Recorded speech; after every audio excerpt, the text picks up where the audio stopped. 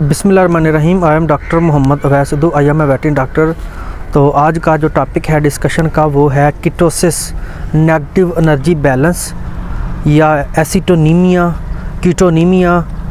तो कीटोसिस को हम डिस्कस करेंगे, उसके प्री डिस्पोजिंग फैक्टर्स हम डिस्कस करेंगे, उसकी जो एटियोलॉजी है, ऐसे फैक्टर्स जो कीटोसिस काज करते हैं, उसमें एंडोजीनियस हो सकते हैं, उसमें एक्सोजीनियस हो सकते हैं, वो भी हम डिस्कस करेंगे।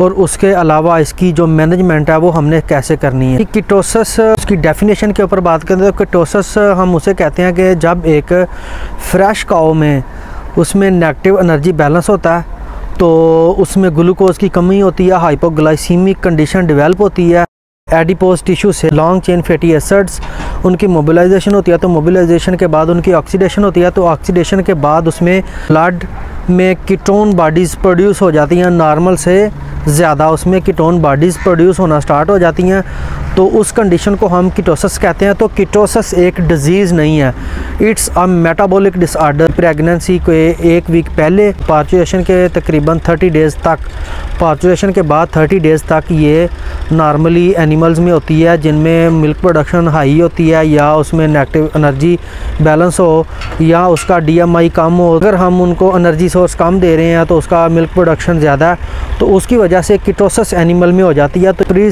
डिस्पोजिंग फैक्टर्स इसमें कौन कौन से हैं? एक आ गया उसकी एक्सोजीनियस, उसमें एक्सोजीनियस में उसकी आ जाती है उसकी डाइट, एंडोजीनियस में उसके आ जाते हैं एडिपोज टिश्यू, एडिपोज टिश्यू में उसके लॉन्ग चेन फैटी एसिड्स होते हैं, तो उनकी मोबिलाइजेशन के बाद उनकी ऑक्सीडेशन होती है, तो ऑक्सीडेशन के नतीजे में फिर कीटोन बॉडीज़ बनती हैं। वो कीटोसिस की दो नॉर्मली जो इसकी फॉर्म्स होती हैं, एक को हम कहते हैं कि वेस्टिंग फॉर्म और दूसरी होती है नर्वस फॉर्म।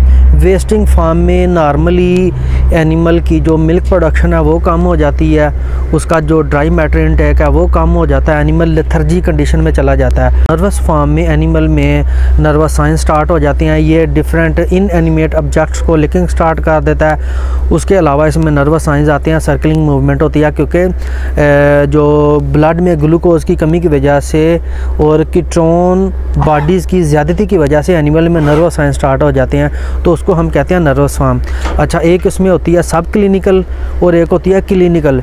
सब क्लिनिकल में मोस्टली एनिमल्स में जो साइन एंड सिम्टम्स हैं वो हमें सही तरह से ऑब्ज़र्व नहीं होते, तो अगर हम इसका ब्लड का या मतलब मिल्क का या ब्लड का टेस्ट करें तो ब्लड में जो हम नॉर्मली देखते हैं कि बीटा हाइड्रोक्सी ब्यूटायरेट BHB, ये कीटोन बॉडी होती हैं, तो ये नॉर्मली हम ब्लड में इसका लेवल देखते हैं। अगर हम बात करें सब क्लिनिकल कीटोसिस में तो इसका जो अगर देखें तो 1.2 से लेके 2 तक मिलीमोल पर लीटर इसका नॉर्मल जो मतलब सब क्लिनिकल में जो कीटोन बॉडीज़ का लेवल होता है BHB का, वो 1.2 से लेके 2 मिलीमोल पर लीटर होगा।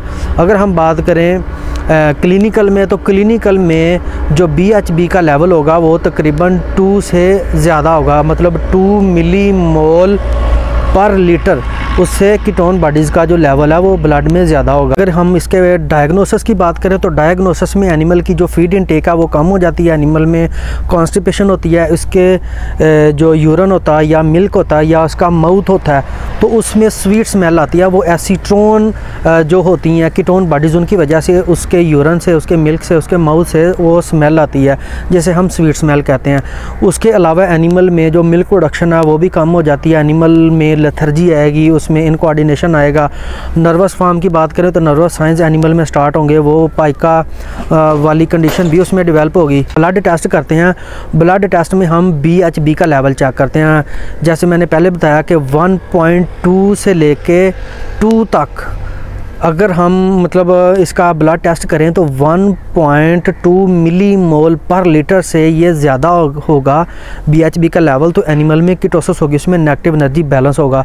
तो ये हमने उस थ्रू ब्लड भी हम उसका चेक कर सकते हैं, उसके हम मिल्क से भी हम चेक कर सकते हैं, यूरिन से भी चेक कर सकते हैं। हमने कीटोसिस की मैनेजमेंट कैसे करनी है, हमने अगर एक एनिमल में कीटोसिस आ गया तो अब हमने एनिमल को ग्लिसरीन या मोनोप्रोपाइलिन ग्लाइकोल जो ग्लूकोज के प्रिकर्सर हैं वो हमने ओरली उसको देने हैं, साथ हमने उसको लॉन्ग एक्टिंग कॉर्टिकोस्टेरॉइड भी दे सकते हैं, वो एज आ ग्लूकोन्यूजेनिक एक्ट करते हैं, वो प्रोटीन को ब्रेकअप करके मतलब प्रोटीन की ब्रेक डाउन करके उनसे ग्लूकोज बना के एनिमल को देते हैं। ये एक सेल्फ लिमिटिंग भी डिजीज़ है, खुद ब खुद मतलब ठीक हो जाती है। तो एनिमल में हमने इस तरह इसकी मैनेजमेंट करनी है। अगर हम उसको बैलेंस डाइट देते हैं, उसको एनर्जी देते हैं, उसका BCS का ख्याल रखते हैं, उसकी जो मतलब क्लोज़अप मैनेजमेंट हम अच्छी करते हैं, तो हम कीटोसिस की बीमारी से बच सकते हैं। क्योंकि कीटोसिस की बीमारी अगर एनिमल्स में होती है तो उसके एनिमल की प्रोडक्शन लॉस होने की वजह से ऑटोमेटिकली इकोनॉमिकल लॉसेस भी होते हैं। तो इस तरह हमने कीटोसिस की बीमारी से एनिमल को बचाना है। अच्छा, ये है कीटोसिस या हाइपोग्लाइसीमिया, एसिटोनीमिया या कीटोनीमिया। ये एक मेटाबॉलिक डिसऑर्डर है, ये एक डिज़ीज़ नहीं है। तो इस तरह की मतलब डेयरी से रिलेटेड वीडियोस को देखने के लिए मेरा यूट्यूब चैनल सब्सक्राइब करें और शेयर भी करें। Thank you.